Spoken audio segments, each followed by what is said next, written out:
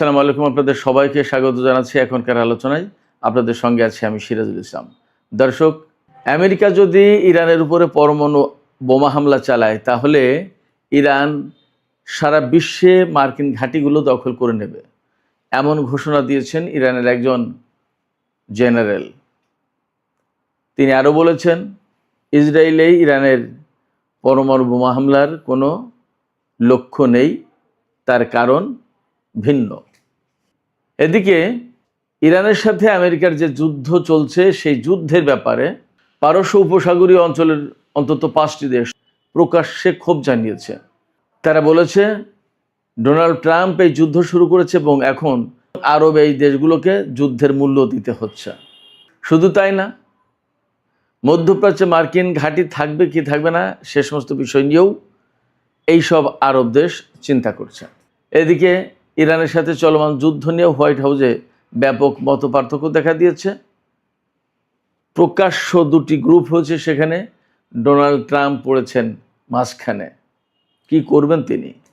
এদিকে হরমুজ প্রণালীতে জাহাজ চলাচল এবং এই সংক্রান্ত যাবতীয় ব্যবস্থাপনার বিষয়ে ইরান এবং ওমান একটি চুক্তিতে পৌঁছেছে বলে খবরে বলা হচ্ছে। এই চুক্তি হলে পরিস্থিতি কি হতে যাচ্ছে? আরেকটি খবরের শিরোনাম আমি আপনাদেরকে জানিয়ে বিস্তারিত আলোচনায় চলে যাই।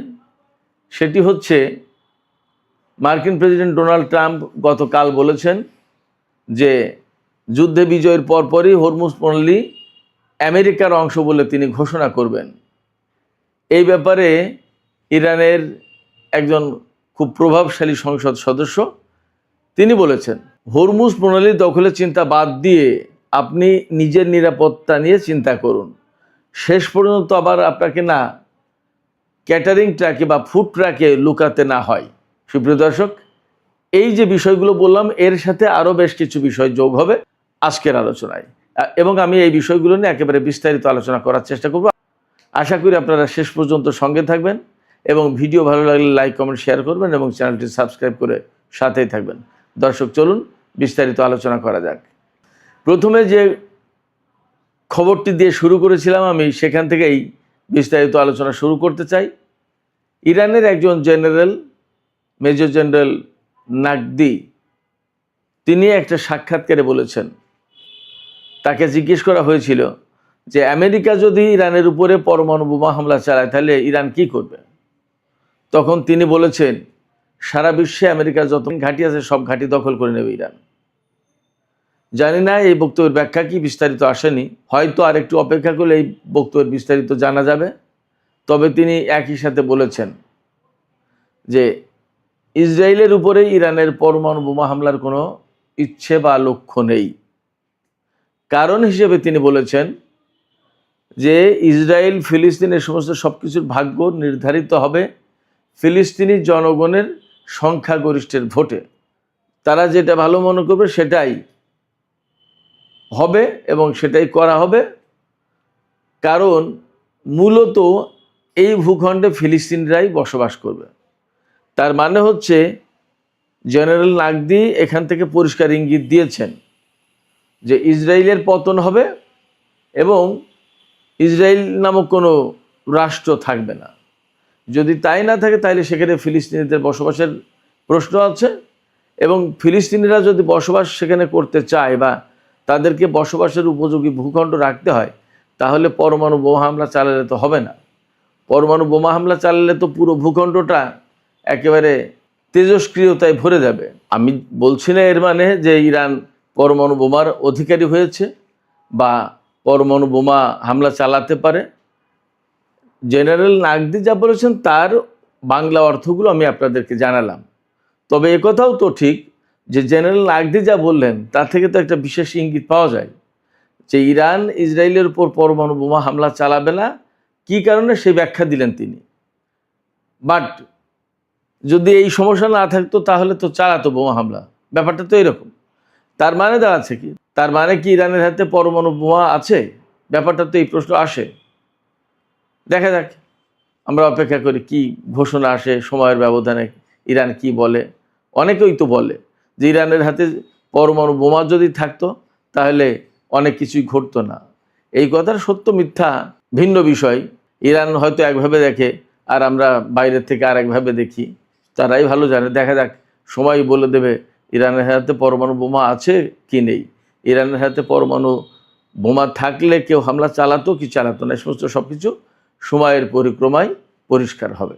তবে জেনারেল নাকভি যেটা বলেছেন যে ইরানের উপর যদি আমেরিকা পরমাণু বোমা হামলা চালায় তাহলে সারা বিশ্বের মার্কিন ঘাঁটিগুলো দখল করে নেবে ইরান। এটার ব্যাখ্যা আসলে পরিষ্কার না। তবে এইটুকু বোঝা যায় যে জেনারেল নাকভি বা ইরানের অবস্থান খুব শক্ত, তাদের সামরিক সক্ষমতা এই পর্যায়ে আছে যে আমেরিকার সাথে যে কোনো জায়গায় তারা যুদ্ধ করতে সক্ষম, কনফ্রন্টেশনে যেতে সক্ষম। এবং এখান থেকে হয়তো একথাও বেরিয়ে আসে যে বিশ্বের যে কোনো জায়গায় ইরান হামলা চালানোর সক্ষমতা রাখে। তার কথা থেকে এইটাই বেরিয়ে আসে।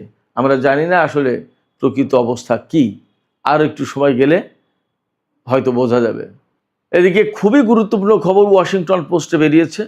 পারস্য উপসাগরীয় অঞ্চলের অন্তত 5টি দেশ, সৌদি আরব, কুয়েত, বাহরাইন, কাতার এবং সংযুক্ত আরব আমিরাত, এই 5টি দেশ বলছে যে ডোনাল্ড ট্রাম্প ইরানের বিরুদ্ধে যুদ্ধ শুরু করেছে এবং তাদের সাথে পর্যাপ্ত আলাপ পরামর্শ বা তাদেরকে পর্যাপ্ত খোঁজ খবর না দিয়ে এখন এই যুদ্ধের যে ক্ষয়ক্ষতি, মারাত্মক সংকট, মারাত্মক বিপদ, এইগুলো তাদেরকে ফেস করতে হচ্ছে এবং যুদ্ধের জন্য মূল্য দিতে হচ্ছে আরব এই দেশগুলোকে। এই কথা বলছেন এই 5টি দেশের নেতারা, ওয়াশিংটন পোস্টকে বলেছেন। এবং নাম প্রকাশে অনিচ্ছুক কয়েকজন আরব কর্মকর্তা ওয়াশিংটন পোস্টকে বলেছেন যে ডোনাল্ড ট্রাম্প ইরানের বিরুদ্ধে যে হামলা চালিয়েছেন বা যে যুদ্ধ শুরু করেছেন তাতে সবচেয়ে বেশি ক্ষতিগ্রস্ত হয়েছে আরব দেশগুলো। কারণ ইরান আমেরিকায় হামলা চালায়নি, হামলা চালিয়েছে এই সমস্ত আরব দেশে থাকা মার্কিন ঘাঁটিতে। এবং আলটিমেটলি তার জন্য ক্ষয়ক্ষতি হয়েছে এই সমস্ত দেশেরই। যার কারণে এখন আরব দেশগুলোর সাথে ডোনাল্ড ট্রাম্পের প্রশাসনের একটা আস্থার ঘাটতি সৃষ্টি হয়েছে। ওয়াশিংটন পোস্টেরই খবর। আরব দেশগুলো মনে করছে মার্কিন প্রশাসন এবং মার্কিন এই সমস্ত ঘাঁটি আরব দেশগুলোকে নিরাপদ করার চেয়ে বরং বিপদের মুখে ঠেলে দিয়েছে, বিপদগ্রস্ত করে তুলেছে, তাদের ক্ষয়ক্ষতিও অনিবার্য করে তুলেছে। এই জায়গা থেকেই তারা বিকল্প চিন্তা করছে। এবং বিকল্প চিন্তাটা কি? বিকল্প চিন্তা হচ্ছে এই যে মার্কিন ঘাঁটি রাখলে আরব দেশগুলো বিপদে পড়বে এবং মার্কিন ঘাঁটি যখন থাকছে তখন আলটিমেটলি যুদ্ধ হলেই ইরান এই সমস্ত ঘাঁটিকে টার্গেট করবে। শুধু যুদ্ধ না, যুদ্ধ ছাড়াও সম্ভবত ইরান এই সমস্ত ঘাঁটিকে টার্গেট করবে, কারণ ইরানের লক্ষ্য কিন্তু ভিন্ন। মধ্যপ্রাচ্য থেকে মার্কিন সামরিক বাহিনীকে তাড়িয়ে দেয়া। যদি তাই হয় তাহলে মাঝে মধ্যে ইরান এই সমস্ত ঘাঁটিতে হামলা চালাবে। তার মানে হচ্ছে প্রত্যেকটা দেশ যুদ্ধের কবলে থাকবে। কারণ এক একটা ক্ষেপণাস্ত্র যখন বিস্ফোরিত হয়, ব্যালিস্টিক ক্ষেপণাস্ত্র, তখন আকাশ পাতাল প্রকম্পিত হয়, কাঁপতে থাকে। পরিস্থিতি এতটা খারাপ। আপনারা শুনেছেন না যে ইরানের ক্ষেপণাস্ত্র হামলার কারণে প্রায় 750 যে সেনা আহত হয়েছে, তাদের ভেতরে ম্যাক্সিমামই ব্রেইন ইনজুরিতে ভুগছে। তাদের ব্রেইন ইনজুরিতে পড়েছে কেন? ক্ষেপণাস্ত্রগুলো যখন বিস্ফোরিত হয় এত বিকট শব্দ হয় এবং এত মারাত্মক রকমের ভয়ার্থ পরিবেশ তৈরি হয়, এত কম্পন তৈরি হয়, মনে হয় যেন পৃথিবীটা ধ্বংস হয়ে যাবে। এই অবস্থায় তারা ট্রমাটাইজড হয়ে যায়, ব্রেনে ইনজুরির সৃষ্টি হয়। তো যখন একটা দেশে এরকম একের পর এক ক্ষেপণাস্ত্র, ড্রোন পড়তে থাকে, ছোট ছোট দেশ, বিশেষ করে বাহরাইন এবং কুয়েত, তাদের জনগণের অবস্থা এবং তাদের রাজা বাদশাদের অবস্থা কী হয়? কোনো জায়গায় তো নিরাপদ না। কোনটা যে কখন পড়বে তার তো কোনো নিশ্চয়তা নেই। এই জায়গা থেকে আরব দেশগুলো এখন আমেরিকার ঘাঁটিগুলো আর রাখতে চাইছে না। এবং সম্ভবত এই লক্ষ্য নিয়েই সৌদি আরব, পাকিস্তান এবং তুরস্ক জোট করেছে। হয়তো ধীরে ধীরে আরব দেশগুলোর সবাই এই জোটে যুক্ত হবে। সংযুক্ত আরব আমিরাত যুক্ত হবে কি না সেটা ভিন্ন বিষয়, কারণ তার ব্যাপারে তুরস্কের বক্তব্য হচ্ছে যে মিশর প্রায়োরিটি পাচ্ছে, বাট সংযুক্ত আরব আমিরাত না। দেখা যাক কি হয়। তবে মধ্যপ্রাচ্যে আমেরিকা এই যুদ্ধের কারণে তার অবস্থান নিজে হারিয়েছে খানিকটা, আর ইরানের হামলার কারণে তো একেবারেই পরিষ্কার। এজন্য সম্ভবত মধ্যপ্রাচ্য আমেরিকার জন্য আর নিরাপদ হচ্ছে না, নিরাপদ থাকছে না, এবং সম্ভবত মার্কিন সেনারা মধ্যপ্রাচ্যে থাকতে পারবে না। যদিও আমেরিকা বলছে এখন যে যুদ্ধটাই তাদের এখন চূড়ান্ত লক্ষ্য নয়, সরকার পরিবর্তন চূড়ান্ত লক্ষ্য নয়, পরমাণু কর্মসূচি চূড়ান্ত লক্ষ্য নয়, চূড়ান্ত লক্ষ্য এই মুহূর্তে হরমুজ প্রণালী খোলা। মানে কোথা থেকে কোথায় আস্তে আস্তে কি ধরেছে, অথচ এই হরমুজ প্রণালী কিন্তু উন্মুক্ত ছিল, যুদ্ধ করতেছে সেটা আটকে দিয়েছে। অদ্ভুত ব্যাপার। মারাত্মক রকমের ভিকটিম হয়ে গেছে আমেরিকা এই যুদ্ধ করতে এসে। তারা স্বপ্নেও কল্পনা করেনি যে ইরান তাদেরকে এইভাবে চেপে ধরবে এবং এই ধরনের কোণঠাসা করে ফেলবে এবং সারা বিশ্বের চোখের সামনে তাদেরকে এইভাবে অপমান অপদস্থ করবে। আমেরিকা চিন্তাও করেনি। বাট আমেরিকাকে এই ধরনের অপমান অপদস্থ হতে হলো অন্তত সামরিক দিক দিয়ে, এ কথাটা চূড়ান্তভাবে সত্য। এই যে অপমান অপদস্থ হলো এবং বিপর্যস্ত অবস্থার ভেতরে পড়েছে মধ্যপ্রাচ্যে, এই জায়গা থেকে এখন হোয়াইট হাউসের ভেতরে দুই রকমের গ্রুপ সৃষ্টি হয়েছে। ভাইস প্রেসিডেন্ট জেডি ভ্যান্স বলছে যে আর যুদ্ধ না, অনেক হয়েছে যুদ্ধ দিয়ে কিছু হবে না বা কিছু করা যায়নি, যা হয়েছে হয়েছে, এখন আমরা হরমুজ প্রণালী ওখানে নৌ অবরোধ ব্লকেট দিয়ে রাখি এবং ইরানের উপরে অর্থনৈতিক চাপ সৃষ্টি করতে হবে, নিষেধাজ্ঞা দিতে হবে, তাকে তেল যাতে বিক্রি করতে না পারে সেই ব্যবস্থা করতে হবে। এটা হলো ভাইস প্রেসিডেন্ট জেডি ভ্যান্সের বক্তব্য। আর যুদ্ধমন্ত্রী পিট হেগসেথের বক্তব্য যে না, ইরানের বিরুদ্ধে এখনও যুদ্ধই করতে হবে। আর মার্কো রুবিওর অবস্থান যুদ্ধের পক্ষেও আছে, আলোচনার পক্ষেও আছে। তার মানে মার্কো রুবিও বেসিক্যালি একটু যুদ্ধের পক্ষেই, আর ডোনাল্ড ট্রাম্প এই মাঝখানে কি করবে। তবে জেডি ভ্যান্সের মতোই তারও মতামত যে যুদ্ধ না করে এখন ওই ব্লকেট সৃষ্টি করা, ইরানের উপরে অর্থনৈতিক নিষেধাজ্ঞা আরোপ করা, তেল যাতে বিক্রি করতে না পারে সেই ব্যবস্থা করা, এইগুলো প্রাধান্য পাচ্ছে। কিন্তু এখানে আমি একটু বলি, আমেরিকা যদি ইরানের বিরুদ্ধে নিষেধাজ্ঞা দেয়, তেল বিক্রি যাতে করতে না পারে তার ব্যবস্থা করে, ব্লকেড দিয়ে রাখে হরমুজ প্রণালীতে, কিন্তু এগুলোতে কিছু করতে পারবে না। তো কারণ 47 বছর ধরেই তো আমেরিকা ইরানের উপরে হাজার হাজার নিষেধাজ্ঞা দিয়ে রেখেছে। শুধু নিষেধাজ্ঞাই দেয়নি, ইরানের ভিতরে যে সমস্ত তেল বিক্রি করেছে তার অনেক সম্পদ আটকে রেখেছে এবং তার তেলের উপর নিষেধাজ্ঞা তো দিয়ে রেখেছে। তাতে আটকাতে পেরেছে ইরানকে। আমি তো বারবার বলি যে ইরান যে আমেরিকা এবং ইসরায়েলের মতো দুটো শক্তির বিরুদ্ধে লড়াই করছে, এই লড়াইয়ের জন্য যে সমস্ত অস্ত্রপাতি সামরিক সরঞ্জাম লাগে এগুলো তো ইরানের বানানো বা ইরানকে কিনতে হয়েছে, কেউ তার বিনামূল্যে দেয়নি। তাহলে এগুলো বানাতে এবং কিনতে তো পয়সা লাগে, সেই পয়সাটা কোথা থেকে পেয়েছে? শুধু তাই না, মধ্যপ্রাচ্যের টোটাল যে যুদ্ধের পরিস্থিতি, যে যুদ্ধ চলছে, এর প্রত্যেকটা যুদ্ধের পেছনে ইরানের কোনো না কোনোভাবে ইনভলভমেন্ট আছে এবং তার পয়সা খরচ হচ্ছে। তাহলে অতএব নিষেধাজ্ঞা দিয়ে এগুলো দিয়ে আসলে কিছু করতে পারবে না। এর চূড়ান্ত সমাধান আমি ব্যক্তিগতভাবে মনে করি এই অঞ্চল থেকে আমেরিকাকে চলে যেতে হবে এবং ইরানের সাথে যুদ্ধ না করে একটা আপোষ সভা করে তাকে বিদায় নিতে হবে। এটা হচ্ছে এর একমাত্র সমাধান। এছাড়া মধ্যপ্রাচ্যে আমেরিকা থাকবে আর ইরানও থাকবে আর শান্তিপূর্ণ অবস্থান থাকবে, এটা হবে না, অসম্ভব। আর আমেরিকার উপস্থিতি থাকলে এখন ইরান কিন্তু পথ চিনে গেছে, কোনভাবে কিভাবে হামলা করতে হবে এবং সাহস, ওই যে সাহস বেড়ে যাওয়া বলে না, সাহস কিন্তু সে পেয়ে গেছে ইরান। আমেরিকার উপরে হামলা করে এখন 1-2 এর ব্যাপার ইরানের কাছে। সেক্ষেত্রে মার্কিন বাহিনী কোনোদিন মধ্যপ্রাচ্যে আর নিরাপদ থাকবে না। এই জায়গা থেকে যুদ্ধ না করে ওই অবরোধ আরোপ নিষেধাজ্ঞা এই সমস্ত বাদ দিয়ে নিরিবিলি নির্ঝঞ্ঝাট চলে যাওয়াই ভালো। আমেরিকার এই সময় ভাবা উচিত যে মধ্যপ্রাচ্যের নিরাপত্তা মধ্যপ্রাচ্যের দেশগুলোই বুঝুক, করুক। বিশেষ করে তুরস্ক এবং পাকিস্তানের সাথে যেহেতু আমেরিকার সম্পর্ক ভালো আছে, সৌদি আরব সবার সাথে ভালো আছে, তাদের মাধ্যমেই মেসেজ দিক আরব দেশগুলোকে যে ভাই জোট যখন করেছো ভালো কথা। ডোনাল্ড ট্রাম্পরাও আজকাল মাঝে মাঝে আলহামদুলিল্লাহ বলে, তো উনি আলহামদুলিল্লাহ বলতে পারেন যে আলহামদুলিল্লাহ আপনারা ভালোই করেছেন, জোট করেছেন, আমি আমার সেনা নিয়ে চলে গেলাম, আমাদের আর দরকার নেই এখানে থাকার, আপনারা আপনাদের নিজেদের নিরাপত্তা ব্যবস্থা নিজেরাই করেন। যদি এইভাবে বলে কয় তাহলে অনেক ভালো।